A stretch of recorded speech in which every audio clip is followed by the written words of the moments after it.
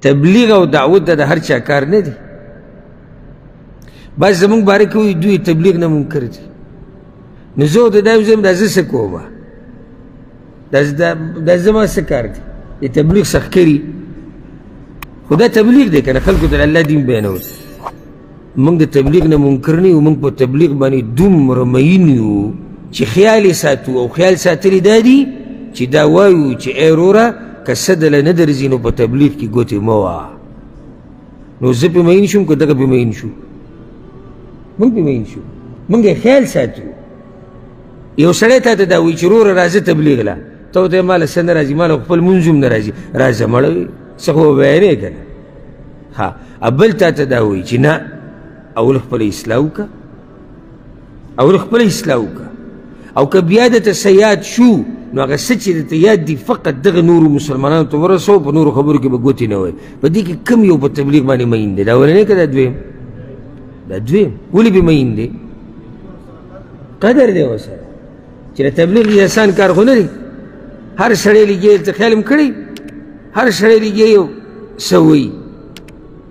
زه یو پیر کلي کې د کور نه راووتم، نو د بازار کې ډېر داسې یو دوکان سره داسې دا خلک راجمع شو، ما چې ګوره څه چل دی، زه م ورښکاره شو. مخکینۍ خبره. نو اوس یو کس لګیا دی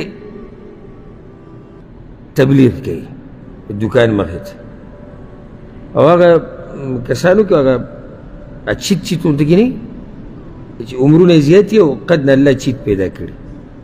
اوس خلک دا اوس داسې قسمه خلک ځان سره ګرځي چې خلک راجمع شي.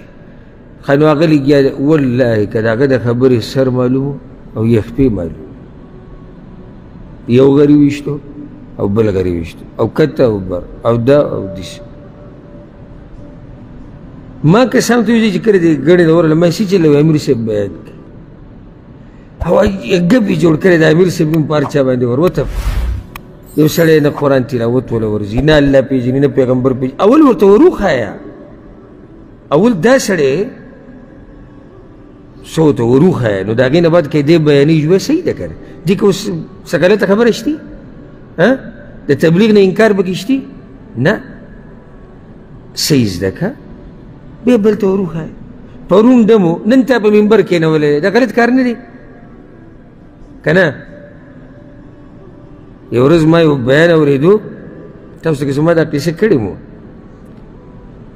پېښور کې ما ته ښکاري پېښور کې دا بیان، او که تاسو سرچ وکړئ دا ویډیو به تاسو ته میلام شي په نیټ باندې.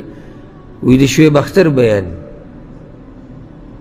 د پاکستان کرکټي چې دی، نو ما هغه بیان بیا ولګوم ما چې ده څه ویلي. په منبر ناست دی، په منبر، او هغه لګیا دی بیان کوي، څه پته وي چې ګنټه بیان یې کړی دی که څه دی، او په ټول بیان کې دا دی موږ فلاني ملک ته تللي نو هلته به مونږ کرکټ داسې کوو نو ګوره بیا مونږ کامیاب شو. ولې؟ ځکه چې اخلاص پکې کوو، مونږ به بال داسې ویشتو، مونږ بیټ داسې تاو، لاندې ورته غټو غټو ګیرو والا ناست دي بیان اوري.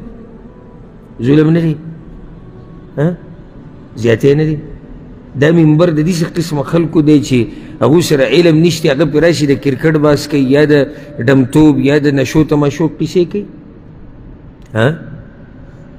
غیرت خو به د منبر هم په کار دی که نه؟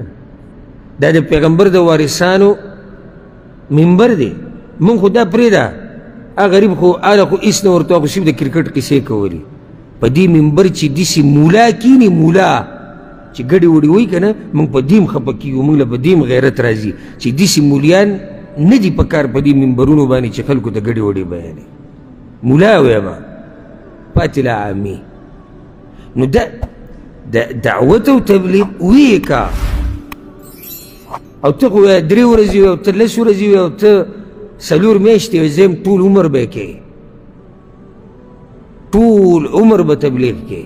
تبلیغ دپاره خاص وخت نشته، هر وخت به تبلیغ کوې، خو صرف دا خبره پکې یاده که قرآن کې دی علی بصیرة. تبلیغ به کوې خو د علم په رڼا کې چې کوم راته پته ده هغه بیانه که.